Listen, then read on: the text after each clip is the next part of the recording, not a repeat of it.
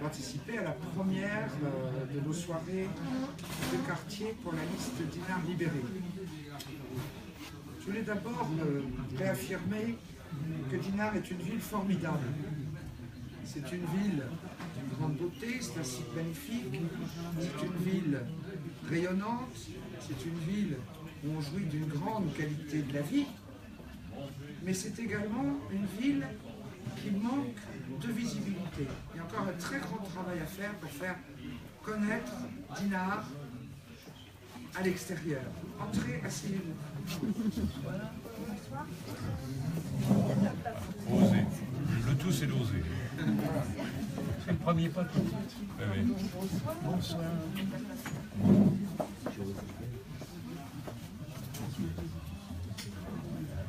Donc je vous disais, Dinard est une ville formidable. Mais Dinard est aussi une ville fragile. C'est une ville dont la démographie de personnes âgées fait que nous sommes la deuxième ville la plus âgée de France après la ville de Menton, ce qui nécessite une approche particulière de la ville et une réflexion particulière sur la gestion quotidienne de cette ville. C'est une ville avec un taux de chômage aujourd'hui de 22%, ce qui en fait la ville au taux de chômage le plus important de la communauté de communes de la Côte d'Émeraude. C'est une ville où il manque des logements pour les jeunes ménages. Le résultat, plus d'enfants, des fermetures d'écoles. Et probablement, ça n'est pas fini si on n'inverse pas radicalement la tendance à Dinard dans le domaine de la construction. Nous nous y engageons. Dinard est aussi une ville très étrange par sa vie politique. Il y a à Dinard plus d'élections que partout ailleurs. Il y a aussi à Dinard un climat détestable, des affrontements claniques, des menaces, des pressions sur les candidats, sur leur soutien, sur les agents de la ville. Nous voulons tourner cette page-là définitivement.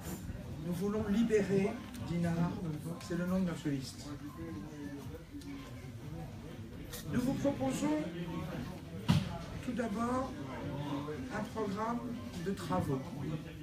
Depuis 25 ans, beaucoup de travaux n'ont pas été faits et la ville est dans un état par moments extrêmement désuet et mérite une attention particulière. Nous avons fait un programme de travaux dont nous nous engageons à ce qu'il soit réalisé à court terme, à moyen terme et à long terme. À court terme d'abord, finir l'assainissement de Saint-Enogat, faire l'assainissement de la plage de l'Écluse, afin d'obtenir enfin le pavillon bleu que nous sommes les seuls à ne pas avoir dans la région. À moyen terme, un travail sur l'ensemble de la ville concernant la voirie, avec une volonté pour permettre aux personnes âgées de se déplacer facilement d'un effacement à terme de toutes les bordures de trottoirs. Entrée.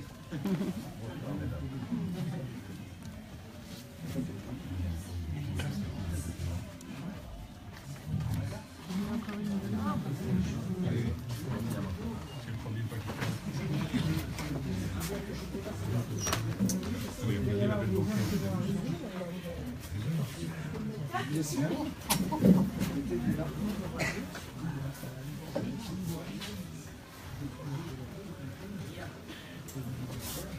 Donc j'étais en train de parler des travaux que nous souhaitions effectuer à Dinard, avec un programme à court terme, à moyen terme et à long terme. Sur le court terme, assainissement de la plage de Saint-Enogat à finir. Assainissement de la plage de l'Écluse pour obtenir le pavillon bleu. Et les parkings de 600 places aériens sur le parking Raphaël Veil, c'est-à-dire derrière le marché.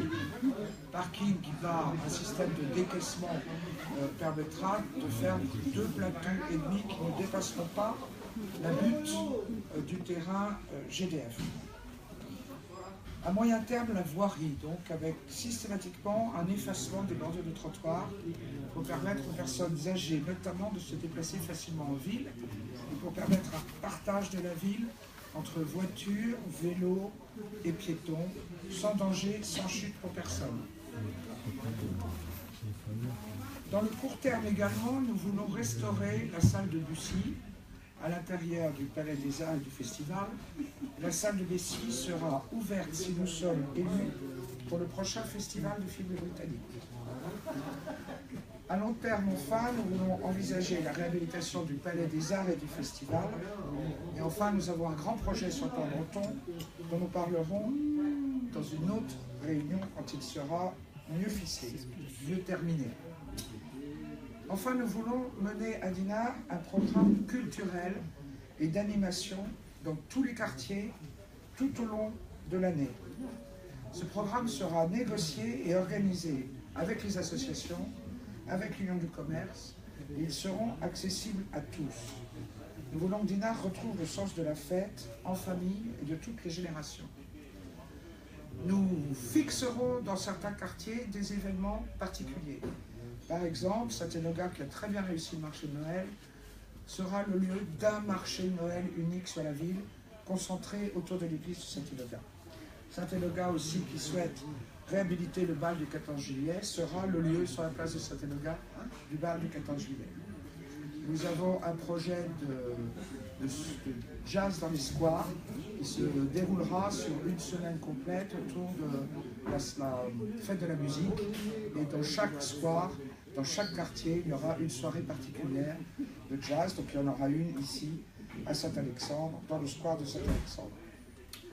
Enfin, parce que la ville est fragile, parce que la ville est divisée à la fois en clans, mais aussi en quartiers qui parfois ne communiquent pas bien, nous voulons mettre en place un grand programme de cohésion sociale. La cohésion sociale, ça consiste à organiser des relations interquartiers. Les relations interquartiers se feront par un système de circulation douce et un système qui permette à chacun d'aller dans chaque quartier tranquillement. Nous avons reçu beaucoup de personnes à la permanence qui réclament par exemple des voies cyclables sécurisées pour aller de Saint-Alexandre au centre-ville. Nous avons étudié les moyens, c'est tout à fait faisable, ça sera fait rapidement. Enfin, dans l'interquartier, nous avons également après ça l'intergénération, avec une attention particulière que nous porterons aux personnes âgées isolées. Nous voulons travailler avec le CCAS, avec le centre social, avec les associations d'aide à domicile, à rompre l'isolement des personnes âgées isolées, en les aidant à sortir de chez elles, à participer à des activités communes, par un système d'accompagnement qui sera mis en place notamment à partir d'un service civique volontaire que nous offrirons aux jeunes sans emploi de la ville. Service civique volontaire qui leur permettra à la fois de rentrer dans l'emploi et de se former. Pour la jeunesse, dont le pôle service civique, également, nous les aiderons à passer leur permis de conduire par une aide financière en leur demandant en échange un travail d'intérêt général à mener dans la ville. Enfin, de nombreux jeunes ménages, notamment femmes isolées, nous ont demandé de les aider à organiser sous forme associative des modes de garde leur permettant de se libérer dans la journée ou dans la soirée. En tout état de cause, ce que nous souhaitons, c'est passer avec les Dinardais un contrat de gouvernance. Ce contrat de gouvernance sera passé avec les habitants, avec les associations, avec les investisseurs du Dinard, avec les acteurs économiques, avec les agents de la ville. Dans ce contrat de gouvernance, nous nous engagerons d'une part à la transparence, d'autre part à la négociation, et enfin, je m'engage à ce que les adjoints exercent pleinement leur délégation. Il n'est pas admissible, comme cela se passe aujourd'hui, que des adjoints soient dans l'incapacité de répondre aux questions qui leur sont posées par les habitants et renvoient tout à « je ne sais pas, allez demander à Madame le maire ». Un adjoint doit savoir, un adjoint doit être en capacité de répondre, ils auront toute ma confiance et assureront pleinement leur délégation. Pour qu'ils puissent assurer pleinement cette délégation, nous aurons toutes les semaines une réunion d'adjoints au cours de laquelle nous établirons l'agenda de la semaine pour chacun d'entre nous et nous étudierons les questions qui peuvent nous être posées dans le courant de la semaine. C'est quelque chose, ce contrat de gouvernance, c'est quelque chose auquel je tiens beaucoup, car je pense que c'est la meilleure façon pour nous tous élus d'être au plus proche des besoins des habitants. Enfin, nous nous engageons à ce que nos promesses soient tenues. Par exemple, je parlais de la salle de Bussy, la salle de Bussy, ouverture pour le Festival du film britannique. Une petite chose à laquelle je tiens beaucoup, mais qu'on fera très rapidement, c'est l'amélioration du tunnel qui va à la plage. Ce tunnel qui est absolument dégoûtant, pas entretenu depuis des années, nous le ferons avant la prochaine saison. Nous avons déjà quelques idées sur la façon dont il sera fait. Il sera fait en association avec les enfants du spot et des artistes de street art pour créer une décoration agréable et moderne à l'intérieur de ce tunnel. Enfin, nous travaillerons dans la transparence. Il n'est pas envisageable que quelque chose comme la DSP sur les parkings et leurs eurodateurs qui sont arrivés comme ça brutalement arrive au conseil municipal sans que personne n'en ait été informé, sans que rien n'ait été négocié et sans que même les adjoints soient au courant de ce qui a été décidé. Donc nous travaillerons dans la transparence. Donc voilà ce qui, à notre sens, promet de grands changements dans Dinard.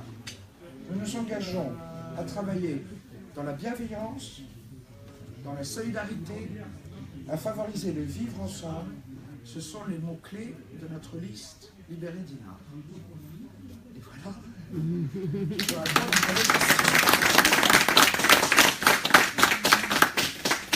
Avez-vous des questions? Là, on s'est promené sur ça prenait des clairs de lune là, oui. Aujourd'hui, et on s'est aperçu que la dernière tempête a décélé, mais des gros paquets, ça devient dangereux, parce que les gens qui regardent dans l'air, qui ne gardent pas leurs pieds, il y a des parties, des blocs qui se prennent comme ça qui sont partis. Oui. Donc, ils ont été décélés par la mer ou ils ont été décélés par des racines d'arbres? Non, la mer. Par la mer. C'est vraiment sur le bord de mer, et on voit bien, puis il y a les pierres qui sont apparentes, ils n'ont plus de joint. Ça va lâcher un moment ou un autre. Ça serait peut-être des choses à faire pour sécuriser la promenade pour les personnes qui se promèneront. Alors, cette question me fait penser à quelque chose que nous souhaitons mettre en place. C'est un service Internet à la mairie où chaque habitant pourra par mail envoyer au service entretien de la ville les difficultés qu'il a rencontrées en se promenant dans la ville. Ce mail sera envoyé en copie, sera automatiquement en copie à l'adjoint, ce qui permettra à l'adjoint et au service entretien de réagir le plus rapidement possible et de vérifier ce qui a été fait ou pas fait. Parce qu'il y a beaucoup de plaintes tout le temps et c'est vrai que la réponse n'est pas suffisamment rapide à mon sens. Un système comme celui-là a été mis en place à Saint-Malo, il marche de façon très satisfaisante. Toute la ville est à toute la digue et toute la ville. Une grande partie de la ville. La digue, c'est plus grave qu'on pense, parce que c'est la structure interne de la digue déjà qui n'a jamais été refaite depuis 1913, je crois que c'est la digue d'origine. Et à l'intérieur, il y a toute une... il y a la question d'eau, enfin il y a tout un circuit et en fait... Il n'y a pas seulement la digue qui est en mauvais état, mais il y a tout l'intérieur. Avant de faire la digue, effectivement, il faut, quand on parle de finir l'assainissement sur la plage de l'Écluse, il y a aussi justement cet aspect de reprise sous la digue qui est à faire. Évidemment, on va refaire la digue, tant qu'on n'a pas fait ces travaux-là, ça serait inutile. Il faut faire un inventaire de la situation. Franck Moreau s'occupera des travaux. Je ne sais pas. En tout cas, je ferai un inventaire et une fois que l'inventaire sera fait, on va pouvoir hiérarchiser, je dirais, les travaux à faire. Donc c'est très bien que l'assainissement au niveau de Saint-Enogat il faut voir parce que les bassins non plus sont trop petits et voilà, il faut essayer de retravailler tout en conséquence. Et qu'en plus, nous allons avoir la construction de logements à la gare, qui nécessitera aussi de renforcer l'assainissement à l'île. Donc la station d'épuration va être dimensionnée en conséquence. À la gare La gare, c'est impossible d'y échapper. La ville a pu condamner à plusieurs reprises. Voilà. Et les projets, justement, quels sont les projets de la gare? Écoutez, à la gare, on en parlera plus tard, parce que c'est un sujet qui est un peu chaud. Mais ce qu'il faut savoir, c'est que la ville a perdu tous ses recours contre le projet de la gare. Les emprunteurs, la gare doit se faire. Ce qui se passe dans les meilleures conditions possibles, dans l'intérêt avec l'Ardenne. On entend des rumeurs, on entend des résidents seniors, on entend des aires de jeu pour les enfants. Donc on ne sait pas finalement ce qu'il va y avoir. Il y a un permis de construire qui a été déposé il y a 10 ans, qui a été contesté par différentes associations, les associations ont toujours perdues. Donc le permis de construire reste valable. Il y a des choses négociables parce que le permis de construire qui a 14 ans est toujours négociable. Mais quand le maire actuel nous promet, il y a 4 ans, un boulodrome à la gare, il y a 15 jours des entreprises à la gare, et il y a 8 jours des villas pour jeunes ménages à la gare, elle ment. C'est simplement pas possible. J'ai une question parce que en ce qui concerne les transports dans Dinard, parce que bon, faire des pistes cyclables c'est très bien. Mais le petit bus. Alors bien le petit bus, c'est un truc qui m'intéresse, mais il y a autre chose parce que les voies vertes, quand on a 80 ans, je ne vois pas beaucoup de gens de 80 ans qui vont utiliser les voies vertes et qui vont monter. Il y en a qui sont venus nous demander en disant on ne conduit plus notre voiture, on veut s'acheter un vélo électrique. Enfin, un vélo peut-être électrique, enfin à 80 ans, enfin je sais pas. Il y a encore des gens à 80 ans qui sont... Enfin bon, non mais c'est vrai qu'il y en a qui non. Je suis d'accord. Alors, dynamique, voilà, pour les personnes très âgées qui doivent aller à leur médecin, alors je sais qu'il y a les bon, mais bon, c'est pas suffisant. Et les bus, bon, bah, il y a un bus toutes les heures, ou toutes les 2 heures, ou toutes les heures et demie. Bon, le bus de la... Mais il y a toujours le taxi Tato. Oui, mais il faut réserver plusieurs jours à l'avance, et puis il faut savoir exactement, bon, des fois, non mais c'est pour ça qu'on fait un travail avec le CCAS, avec les associations de domicile, avec les médecins, etc., pour avoir une réflexion sur les besoins de ces personnes âgées isolées et non mobiles, voilà. Et savoir comment on peut les aider, les accompagner. Et le recrutement de jeunes en service civique volontaire aura pour objet d'assurer cet accompagnement.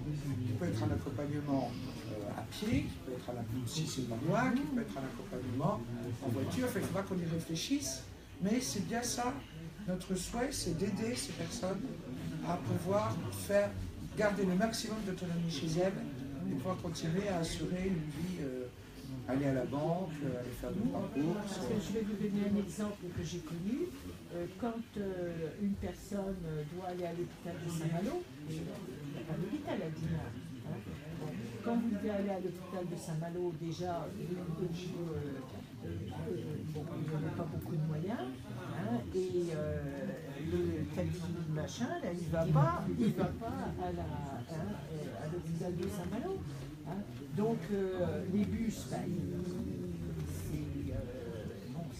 faut que vous marchiez si vous allez à l'hôpital, hein, vous descendez encore pas, puis après vous...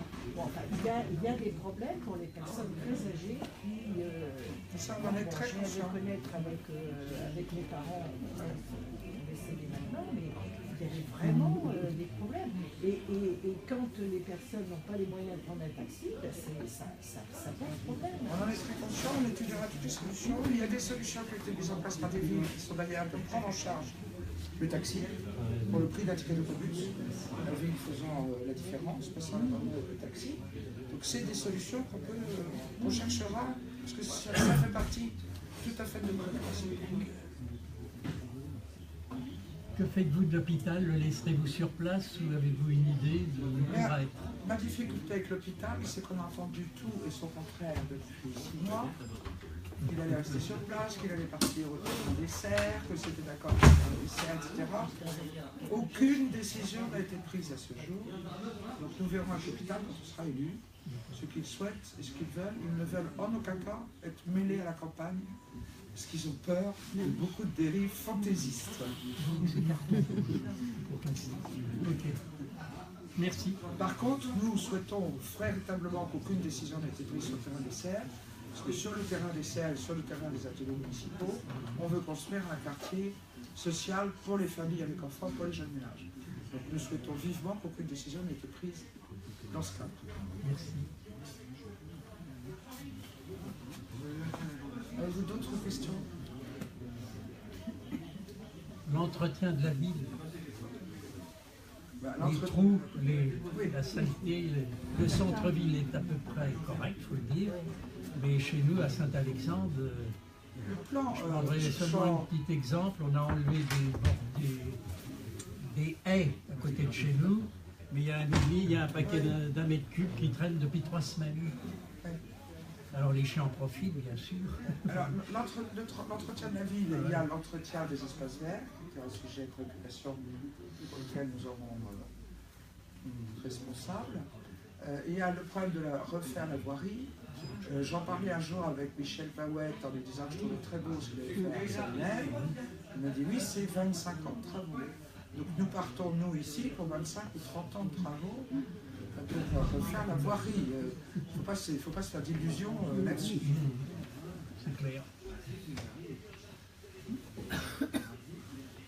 Oui. En ce qui concerne nos jeunes ménages à Linard, qu'est-ce qu'il y a prévu pour les faire revenir? Parce que ça va, parce que c'est tellement cher. Pour les faire revenir, il faut construire du logement social.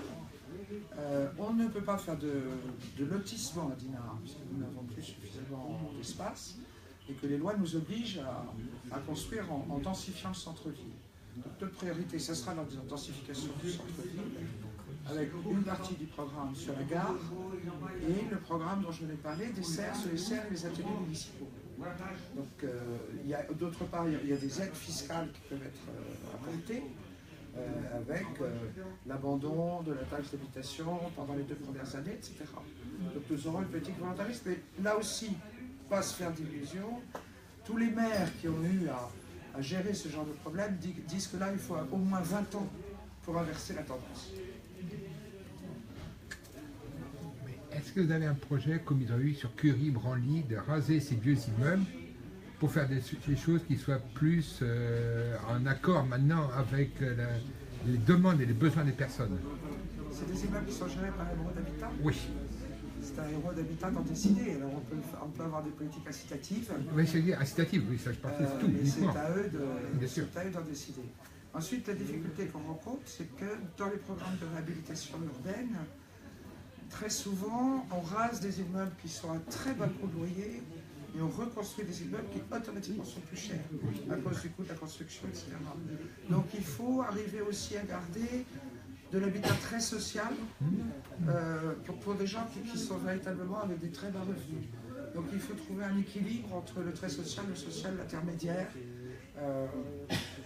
Mais on voit dans les programmes de réhabilitation urbaine, et notamment quand ça s'adresse à des personnes âgées, ce qui est souvent le cas dans ces immeubles-là, que ça arrive à la fin à les exclure de la ville, parce qu'elles ne peuvent plus trouver à se loger pour le coup auquel elles étaient logées à ce moment-là.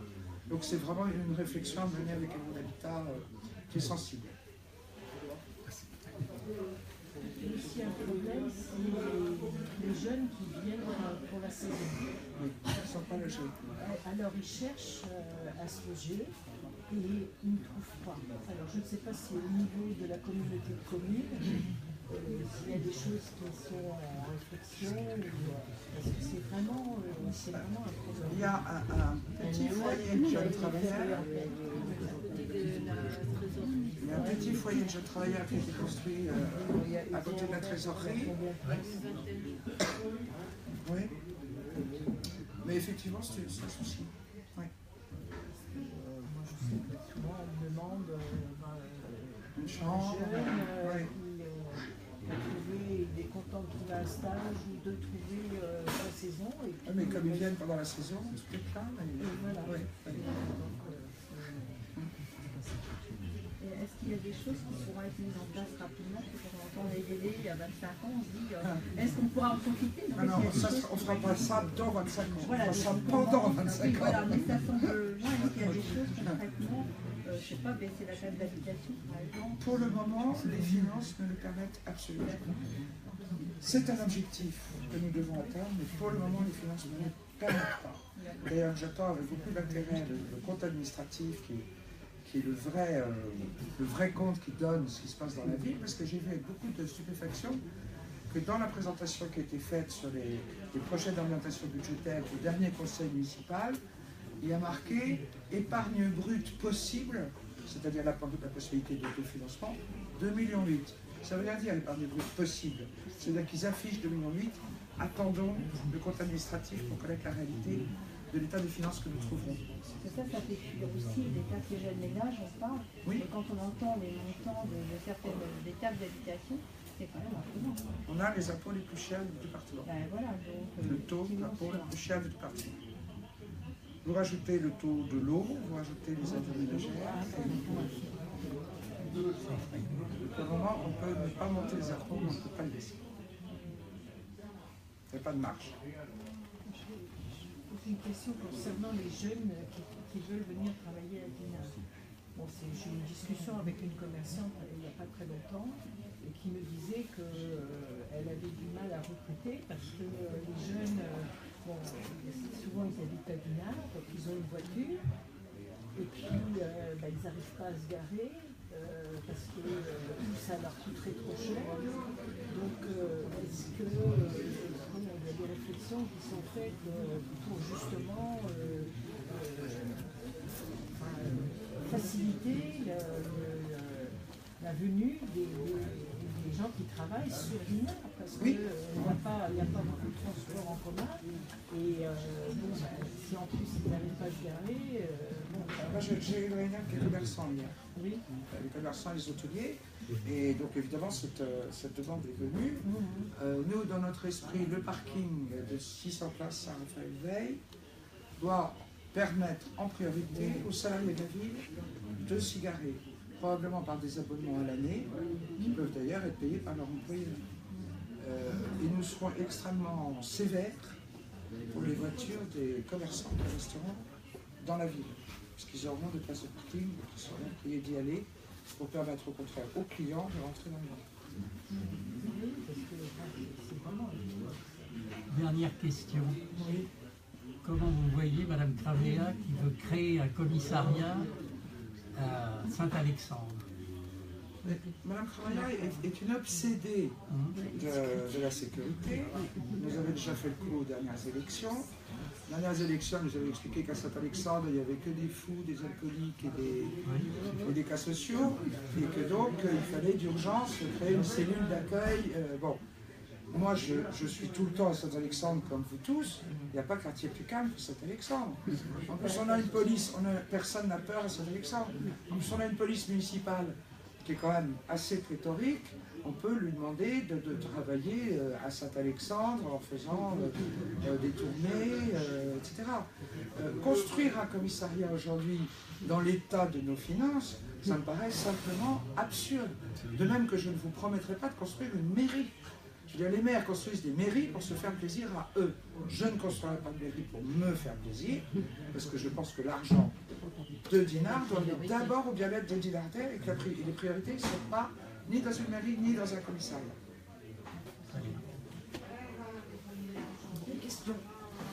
Vous avez parlé de la réouverture de la salle de Lucie pour le festival du film britannique. Alors, vous allez faire quoi? Nous allons simplement faire des travaux qui sont faisables rapidement, en régie avec la ville, pour rendre cette salle en sécurité. En fait, ce qui s'est passé dans cette salle, c'est qu'il est tombé un bout de béton qui est à peu près gros comme ça. Bon, il est tombé sur un siège, c'est vrai que si quelqu'un avait été assis sur le siège, c'était extrêmement dangereux. Il y a des méthodes pour sécuriser un plafond avec des grillages ou des treillis, et après ça, envisager les travaux du parc plus tard. Mais il y a des méthodes qui nous permettraient de réouvrir. Or, la demande est pour le festival du film britannique, elle est pour le festival du rire, elle est pour peut-être le Magic Festival, je ne sais pas. Elle est pour faire venir des troupes de théâtre. Enfin, c'est une salle magnifique qui est fermée depuis 2 ans et demie. Franchement, sans raison. Donc nous la réouvrirons. On ne fera pas tous les travaux du PAF, mais on réouvrira la salle de Lucie. Surtout qu'elle a déjà commencé et qu'elle a fait une expo là. Oui. Une question, monsieur? D'autres questions? Oui, moi. Oui, monsieur le maire. C'est moi. Oui. Alors,